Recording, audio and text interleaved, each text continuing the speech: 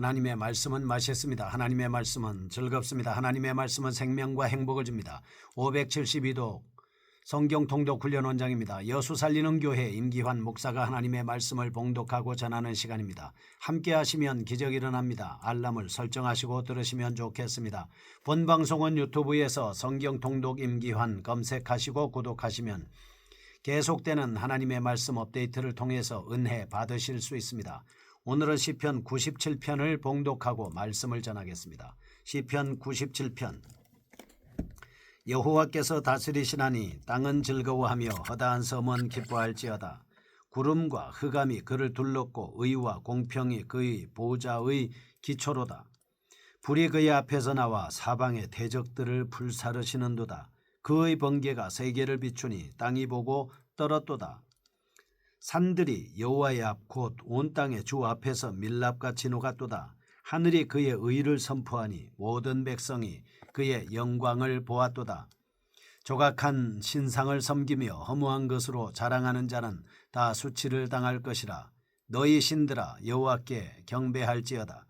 여호와여 시온이 주의 심판을 들고 기뻐하며 유다의 딸들이 즐거워하였나이다. 여호와여 주는 온 땅 위에 지존하시고 모든 신들보다 위에 계시니이다. 여호와를 사랑하는 너희여 악을 미워하라. 그가 그의 성도의 영혼을 보존하사 악인의 손에서 건지시느니라.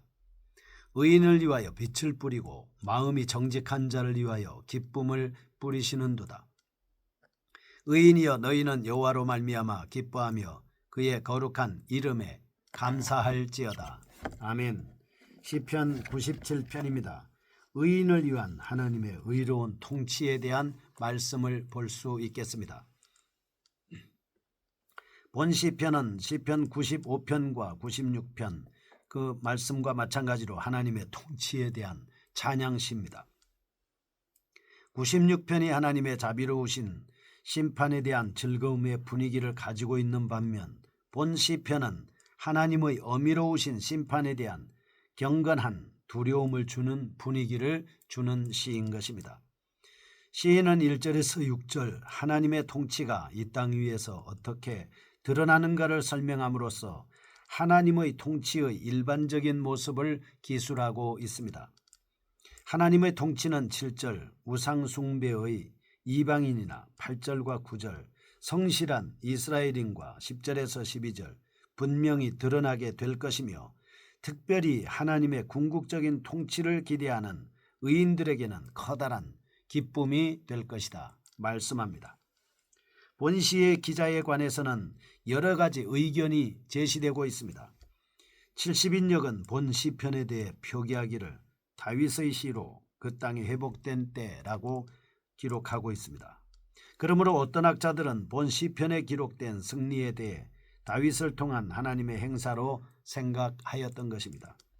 그러나 어떤 학자들은 본 시편이 유다의 포로 이후에 있었던 하나님의 새로운 권위를 드러낸다고 주장함으로써 다윗의 저작서를 부인하고 있습니다. 그러나 본 시편을 포로 후 시대의 작품이라고 하기에는 뚜렷한 난제가 있습니다. 왜냐하면 유다란 말은 남북으로 갈린 시대에서만 나올 수 있는 표현이기 때문입니다. 8절 유다의 딸들이란 언급은 포로 후 시대에는 합당하지 않기 때문입니다. 따라서 우리는 기자나 기록이 연대에 대하여 정확한 결론을 내릴 수가 없습니다. 다만 하나님을 의지하는 어느 시인이 하나님의 왕권을 찬송하며 악인의 심판을 기대하는 시라고 결론 지어볼 수 있겠습니다. 한편 시편 97편은 하나님의 통치의 미래를 조망하는 것으로 특별히 메시아의 관련된 천국의 장래를 예언적으로 바라보고 있습니다. 이 사실은 본 시가 내용적인 측면에서는 하나님의 통치의 일반적인 측면을 찬양하고 있습니다. 실제로는 하나님의 나타나심을 주제로 하고 있다라고 하는 사실에서 명백하게 나타나고 있는 것입니다. 1절과 2절 하나님의 왕되심을 선언하고 있습니다. 3절에서 6절 하나님의 현현입니다. 7절에서 9절 하나님의 현현의 결과들에 대한 언급입니다. 10절에서 12절 하나님의 현현과 의인의 모습입니다. 먼저 1절에서 2절 보겠습니다. 하나님의 통치에 대한 선언을 하고 있습니다. 1절 여호와께서 다스리시나니 땅은 즐거워하며 허다한 섬은 기뻐할지어다. 하나님이 다스리면 땅도 즐거워하고 섬도 기뻐하죠. 2절 구름과 흑암이 그를 둘렀고 의와 공평이 그의 보좌의 기초로다 말씀을 합니다. 하나님의 심판은 하나님의 보좌는 의와 공평이다 이렇게 말씀하고 있습니다. 땅 위에 사는 사람들에게 하나님의 왕국 설립을 기뻐하라고 요청합니다. 하나님의 통치 시에 그 통치에 관한 소망을 또 표현하고 있습니다. 아울러 이러한 하나님의 통치의 근거는 철저히 하나님의 의와 공평임을 선언하고 있습니다. 특히 여기서 시인은 1절과 2절 하나님의 통치가 이스라엘에 국한되지 않는다. 모든 땅 위의 지역으로 확장되고 있다라고 하는 것을 선언하고 있습니다. 하나님의 통치의 성격은 철저하게 모든 피조물에게서 찬양을 받는 것입니다. 그러므로 시의 초반부에서 시인은 하늘의 왕으로서 전 피조물을 지배하시는 하나님의 왕권을 집중적으로 묘사하고 있는 것입니다.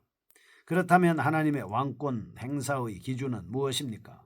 그것은 바로 2절 의와 공평입니다. 공의는 하나님의 통치 원리 중 핵심적인 요소입니다. 천국 보호자의 항구성에 대한 근거가 되는 것입니다. 그 다음에 3절에서 6절입니다. 하나님의 나타나심입니다. 하나님의 우주적 통치를 선언한 시인은 이제 하나님의 장엄한 통치의 모습을 묘사하고 있습니다. 하나님의 통치는 소멸하는 불의 모습으로 나타납니다. 하나님이 진노하셨을 때에는 불로써 그 대적을 멸하십니다. 번개는 세상에 두려움을 주는 원인이 되었습니다. 5절입니다.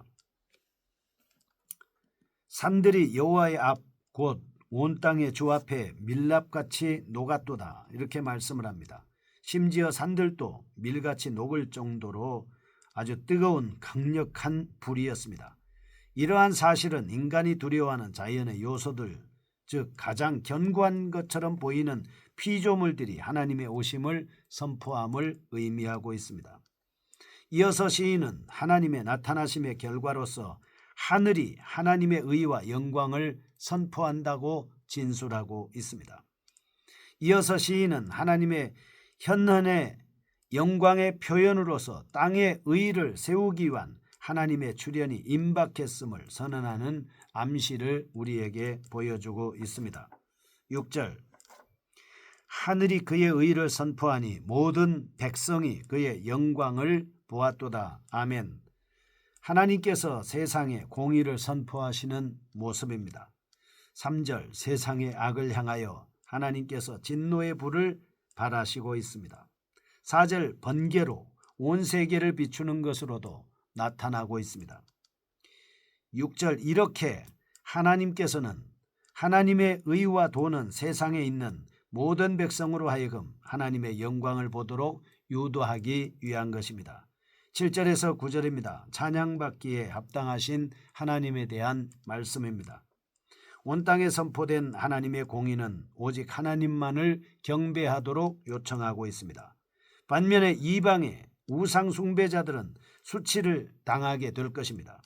왜냐하면 그들은 지금까지 자신들이 섬긴 우상이 헛되다는 사실을 깨닫게 될 것이기 때문입니다. 이러한 시인의 확신은 심지어 우상들에게까지 하나님을 경배하라고 요청하는 형태로 나타나고 있습니다. 이럴 때 하나님의 백성들은 하나님과 더불어 누릴 승리로 인하여 기뻐하고 즐거워하게 될 것입니다. 이제 모든 이방 족속들은 하나님께 대한 참된 경배를 드리기 위해 하나님 앞으로 나와야 합니다. 만약 계속해서 우상 숭배를 고집한다면 결국 수치를 당하게 될 수밖에 없습니다. 모든 우상들은 하나님께서 직접 이 세상에 오시는 날 아무 힘도 발휘할 수 없으며 결코 참된 구원을 이룰 수가 없습니다. 오직 하나님을 믿고 하나님을 경배하며 하나님 앞에 영광을 돌려야 된다라고 하는 참된 가치를 7절에서 우리에게 제공해 주고 있습니다. 이러한 사실을 근거로 해서 시인은 모든 우상들로 하여금 하나님만을 경배하도록 요구하고 있습니다. 여기서 우상은 누구를 가리키는 것입니까? 6절, 하늘이 하나님의 공의를 선포한다는 사실을 알 수 있습니다. 그렇다면 우상은 분명히 하늘의 영역에서 하나님의 공의를 변질시키는 자라고 볼 수 있겠습니다. 왜냐하면 우상은 인간으로 하여금 결국 허무하게 만들고 있기 때문입니다. 8절, 여호와여 시온이 주의 심판을 듣고 기뻐하며 유다의 딸들이 즐거워하였나이다. 이제 하나님의 백성들은 하나님의 통치 속에서 참된 기쁨을 누립니다. 이것은 하늘에서 선포된 하나님의 공의에 대한 땅에서의 반응이라고 말할 수 있죠. 그러므로 9절, 마땅히 땅에 있는 자들은 전 우주 만물 속에서 유일한 권세를 지니신 하나님만을 경배해야 할 것입니다. 10절에서 12절입니다. 네 번째, 하나님의 영광스러운 통치의 결과들을 살펴보겠습니다. 본단락에서 시인은 하나님의 심판의 위험을 묘사한 후 성도들이 지녀야 할 신앙 자세에 대하여 결론적으로 권고하고 있습니다. 앞부분의 전망에 근거하여 하나님을 사랑하는 자들에게 악을 미워하도록 교훈하고 있습니다. 이러한 권고는 하나님의 의로우신 기준을 성실히 순종하면서 살라고 하는 것입니다. 이처럼 성실하게 생활할 때 성도는 악에서 구원을 받게 되는 것입니다. 그러므로 의인은 자신들이 누리는 영적 번영과 기쁨으로 인해 의로우신 하나님을 인정하여 감사와 찬송과 영광을 돌릴 수 있습니다. 특별히 9절에서 드러난 시인의 고백은 이 땅 위에 임하는 하나님의 나라의 실제적인 시련을 묘사하고 있다 하겠습니다. 그런데 현재적 하나님의 나라의 시련은 누구를 통하여 드러나는 것입니까? 10절, 바로 하나님을 사랑하는 자들에 의해서 실현되는 것입니다. 그들의 지혜로운 선택은 악의 감염을 멀리하면서 근본적으로 배척하는 것이죠. 그러므로 의인은 하나님께서 땅 위에 임하시는 재림의 날을 두려워하지 않습니다. 왜냐하면 하나님의 심판은 그의 하나님께서 그들을 악으로부터 완전히 구원해 주실 것이기 때문이죠. 이제 11절, 의인에게는 두 가지 혜택, 즉 빛과 기쁨이 주어집니다. 여기서 빛은 구원과 승리의 복된 상태를 의미합니다. 기쁨은 미래에 드러날 하나님의 온전한 복에 대한 기대를 말한다 할 수 있겠습니다.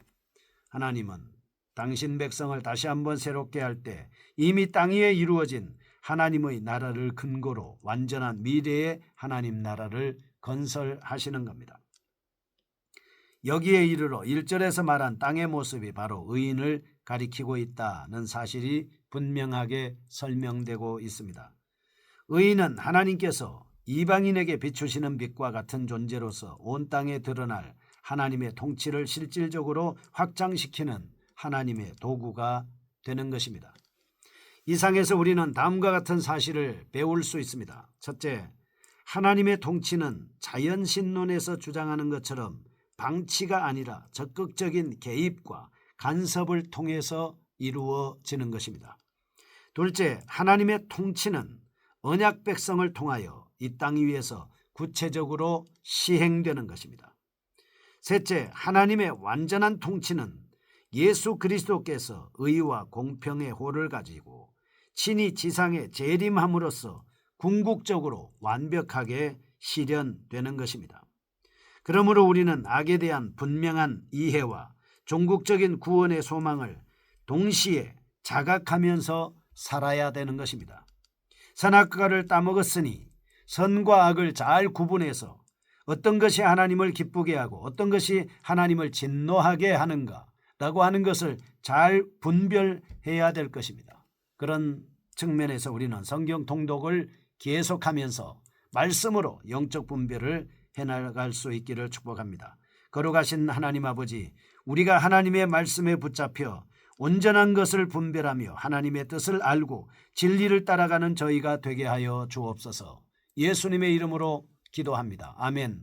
여수 살리는 교회 임기환 목사였습니다. 지금 극동방송을 듣게 하세요. 기적이 일어납니다. 우리는 지금 생명을 전하고 있습니다.